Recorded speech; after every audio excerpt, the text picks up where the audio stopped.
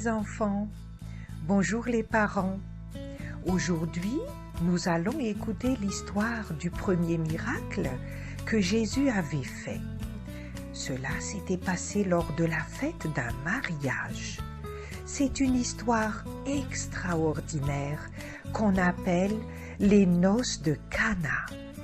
Cette histoire se trouve dans la Bible. Il y avait en Galilée, dans la ville de Cana, la célébration d'un mariage. C'était une journée spéciale pour les mariés, pour la famille et pour leurs amis. Il y avait dans cette fête de mariage un invité spécial, Jésus. Il était présent à cette fête avec ses amis les disciples et sa mère Marie. Lors de cette fête, les invités mangeaient, buvaient et dansaient de joie, car une nouvelle famille était née et dans laquelle naîtra bientôt des merveilleux enfants pour la gloire de Dieu. Il y avait des enfants heureux qui couraient et jouaient au milieu des invités. Tout était parfait et les invités étaient joyeux. On servait à manger, on servait à boire, encore et encore, jusqu'à ce que l'on remarqua que le vin va commencer à manquer. Si nous étions à cette fête, nous aurions peut-être pensé « Mais que feront les mariés et que diront-ils ? Il n'y a plus de vin. Il faut trouver une solution. Sinon, les gens pourront se moquer des mariés et de la famille qui ont organisé cette fête. »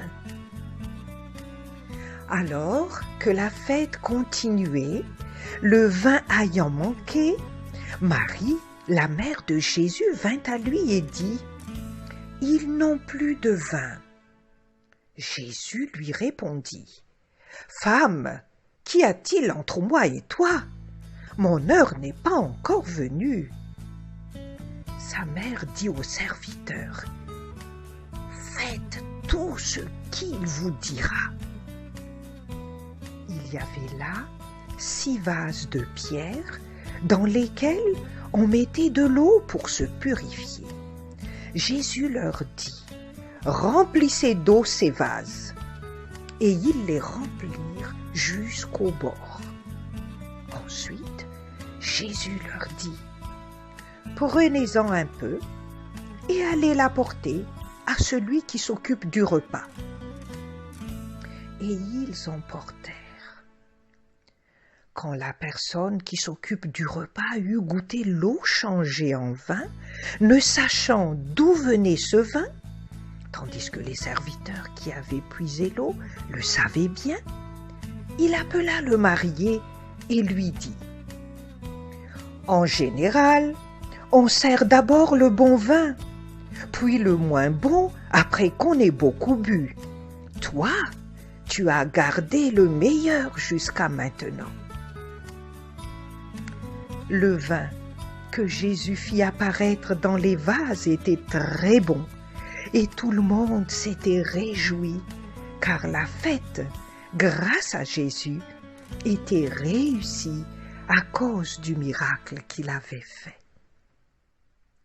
Les enfants, notre Seigneur Jésus veut que nous soyons heureux. Il désire être présent quand nous sommes dans la joie et aussi quand nous avons des soucis. Dans la joie comme dans les difficultés, faisons toujours appel à Jésus.